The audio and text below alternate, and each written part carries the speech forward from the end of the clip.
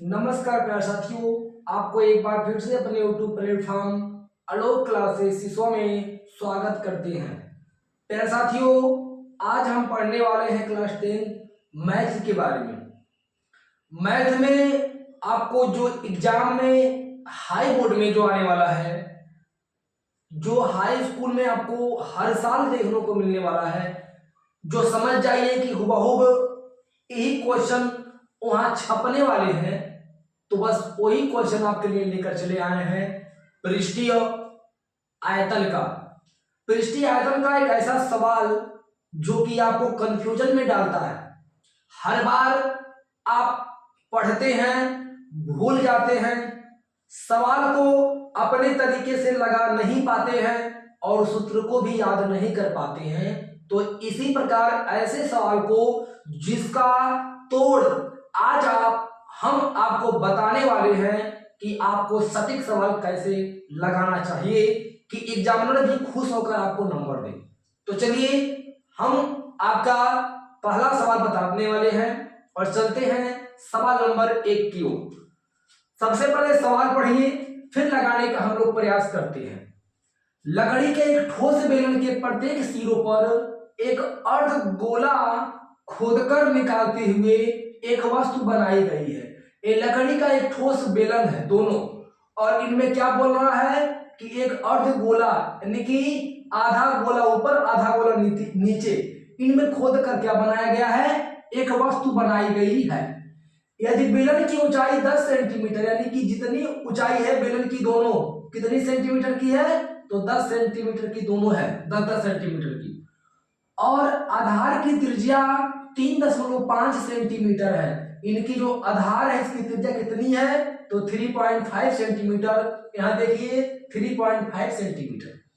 तो इस वस्तु का संपूर्ण पृष्ठीय क्षेत्रफल ज्ञात कीजिए। याद क्या करना है, आपको संपूर्ण पृष्ठीय क्षेत्रफल को ही निकालना है।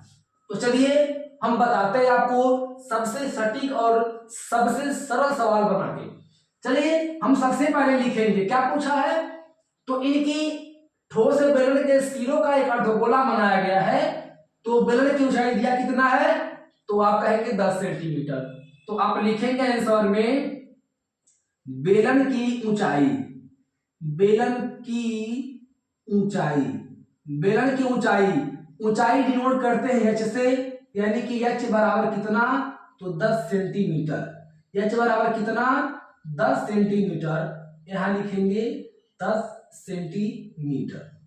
इनके पास से क्या पूछा है, और आधार की त्रिज्या 3.5 सेंटीमीटर है। तो यहां लिखेंगे और किसका, बेलन के आधार की त्रिज्या, बेलन की आधार की त्रिज्या, आधार की त्रिज्या, त्रिज्या कितना है, तो आप कहेंगे सर त्रिज्या हमारा 3.5 है, और त्रिज्या को बोलते हैं आर, यानी कि आर बराबर 3.5 सेंटीमीटर आपका हो गया। इनके पास से पूछ रहा है तो इस वस्तु का संपूर्ण क्षेत्रफल, किसका, पृष्ठ का, तो संपूर्ण पृष्ठीय क्षेत्रफल जब ज्ञात करेंगे तो सूत्र क्या होता है, चूंकि वस्तु का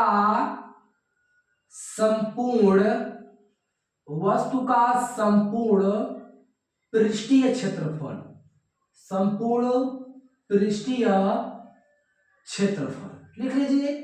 अब इनका सूत्र होता क्या है, तो सूत्र इनका हो जाएगा, अगर हम मैथ की बात करें तो 2 गुणे कोष्टक में 2 पाई आर पर पावर 2 कोष्टक बंद प्लस 2 पाई आर एच बराबर 2 गुणे कोष्टक में 2 पाई आर पर पावर 2 कोष्टक बंद प्लस 2 पाई आर एच बराबर, इनका मान क्या निकलेगा, तो इनका मान निकलेगा 2 पाई आर कोष्टक में 2 आर प्लस एच निकलेगा।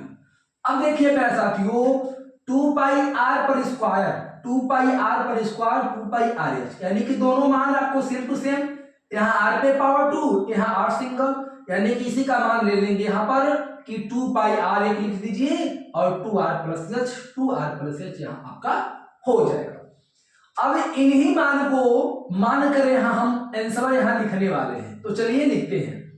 सबसे पहले 2 है तो लिखेंगे 2 गुणे पाई का मान 22/7 गुणे और आर माने त्रिज्या कितना है तो 3.5 है। कितना है 3.5 ये आपका मान हो जाएगा। इनके बाद से आइए कोष्टक में लिखते हैं।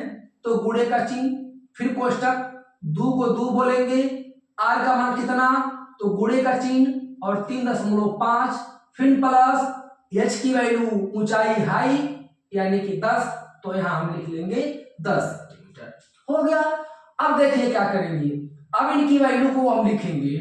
ये 2 से 2 को काट दीजिए, कट गया, 22/7 बचा, तो यहां लिखेंगे हम 22/7 हो गया। फिर गुणे 7 बचे 35, 7 गुणे 7 बचे 35, 7 गुणे, फिर कोष्टक में 7 बचे 35, तो यहां हो जाएगा आपका 7, तो यहां 7 लिखिए। फिर यहां लिखेंगे आप प्लस और 10 बना दीजिए। इस 7 से है 7 आप काट दीजिए, काट दिए। जब काट देते हैं तो 22 गुणे यानी कि 22 गुणे 10 में 7 आप जोड़ दीजिए। तो 10 में 7 जब जोड़ेंगे, या 22 है तो 22 लिखिए, 10 में 7 जब जोड़ेंगे तो हो जाएगा आपका 17, और 22 से गुणा करेंगे 17 में, तो 22 17 हम 374 सेंटीमीटर पे पावर 2 आपका क्या हो जाएगा आपका आंसर। और क्या निकलेगा, वस्तु का संपूर्ण पृष्ठीय क्षेत्रफल आपका 374 निकलेगा। कैसे, यानी कि 22 में 17 का मल्टीप्लाई कर दीजिए, 7 दूना 14 को 4 हासिले, 7 दूना 14 1 5, 22 154, 1 2 या 2 और 2 4, 4 2 6, 2 1 3, यानी कि 1 2 2 है, पूरी की पूरी वैल्यू कितनी मिल गई आपको, तो आपको 74 मिल गई। यानी कि सबसे आसान तरीके से आपने लगा दिया सवाल। चलते हैं सवाल नंबर 2 की ओर कि सवाल नंबर 2 क्या कह रहा है, और इसको भी हम आसान तरीका से लगाने वाले हैं।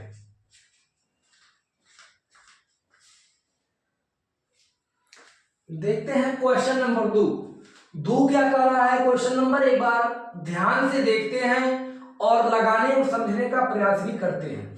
तो चलिए सवाल को हम पढ़ते हैं। 5 सेंटीमीटर भुजा वाले 3 घन के परस्पर सिरे से सिरे, मतलब एक दूसरे से एक दूसरे ऊपरी वाली भाग जोड़े जाते हैं, तो इस प्रकार प्राप्त घनाभ का पृष्ठीय क्षेत्रफल ज्ञात कीजिए। तो चलिए हम ज्ञात करते हैं। सबसे पहले जब हल करेंगे तो हल में हम लिखते हैं 3 घनों के परस्पर, 3 घनों के परस्पर जोड़ने पर, 3 घनों के परस्पर जोड़ने पर एक क्या मिलता है, तो एक घनाभ मिलता है। क्या मिलता है, तो एक घनाभ मिलता है। और घनाभ क्या होता है, तो घनाभ होता है 3 जोड़े को बोलते हैं एक घनाभ। क्या बोलते हैं, एक घनाभ, यानी कि घनाभ मिलता है। यानी कि 3 घन आपस में जब जुड़ते हैं तो क्या मिलते हैं, तो घनाभ मिलते हैं। जब घनाभ मिल गए तब इनकी लंबाई क्या हो गई, तो आप कहेंगे कि लंबाई को ज्ञात करेंगे हम यल से। यल बराबर 5 + 5 + 5, क्योंकि 5 सेंटीमीटर भुजा के 3 घन है, तो एक घन 5 सेंटीमीटर, दूसरा घन भी 5 सेंटीमीटर, तो तीसरा घन भी कितना 5 सेंटीमीटर। तो तीनों को आपस में जब जोड़ देते हैं तो ये कितना का होता है, तो 15 सेंटीमीटर का होता है। कितने का होता है, 15 सेंटीमीटर का होता है। इसके बाद से हम लिखेंगे चौड़ाई। चौड़ाई को हम ज्ञात करते हैं b से। तो b बराबर कितना, तो b बराबर 5 सेंटीमीटर। हमारा लंबाई हो गया, चौड़ाई हो गया। अब हमारा मिलता है ऊंचाई।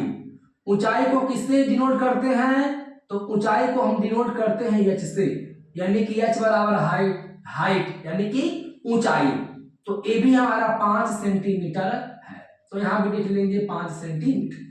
अब क्या कह रहा है कि इस प्रकार प्राप्त घनाभ का पृष्ठीय क्षेत्रफल ज्ञात कीजिए। इस घनाभ का क्या ज्ञात करना है?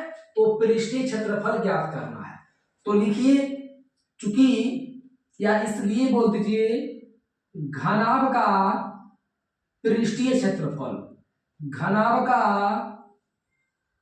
पृष्ठीय क्षेत्रफल, क्षेत्रफल हो गया।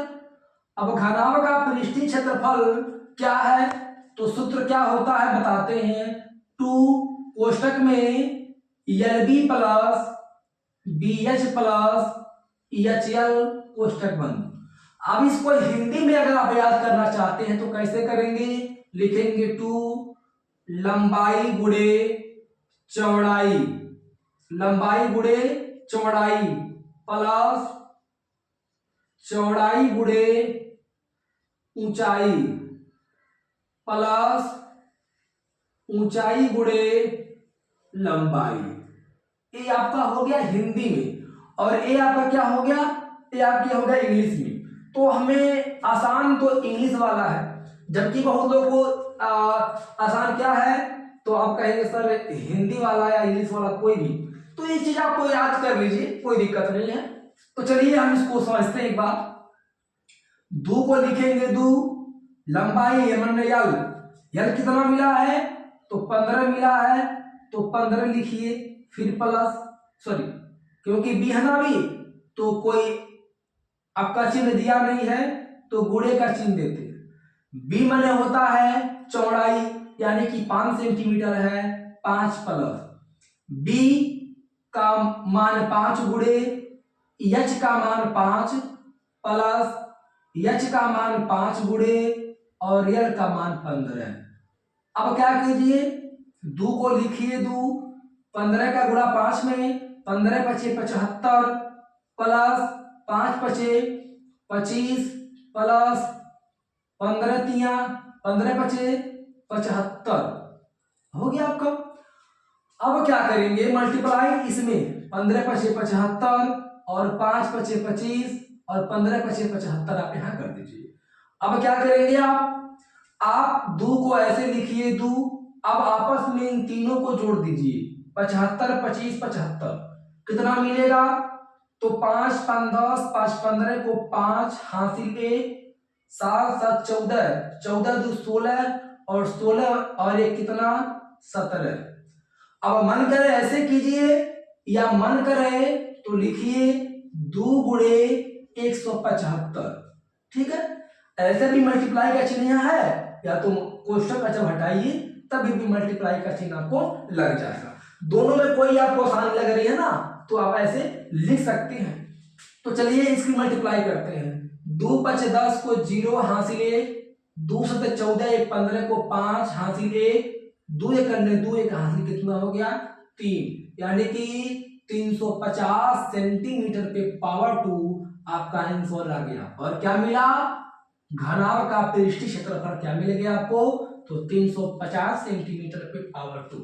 तो साथियों, अगर आपको अच्छा नंबर पाना है क्लास 10th में तो आप हमारे YouTube चैनल से जुड़े।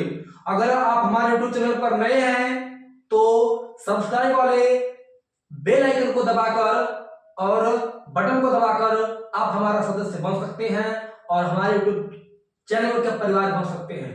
तो विलंब न करें, सब्सक्राइब वाले बटन को दबाएं और बेल आइकन वाले बटन को भी दबाएं, और जो ही आप सब्सक्राइब करते हैं आप हमारे YouTube परिवार के सदस्य बन जाएंगे और आपका बेहतरीन कंटेंट के साथ बेहतरीन क्लास चलता रहेगा और एग्जाम में आप धुआं करने वाले हैं। प्यारे साथियों, ऐसे पढ़ते रहिए, आपको एक अच्छा से अच्छा कंटेंट लेकर डेली हाजिर होता है आपका अपना YouTube परिवार। तो फिर अगली वीडियो में हम फिर शानदार वही सवाल का जिक्र करेंगे जो एग्जाम में हर साल आता है, आने वाला रहता है और आने की संभावना रहता है। तो पढ़िए, मस्त रहिए, फिर अगली वीडियो मिलते हैं। तब तक के लिए जय श्री राम, जय राम।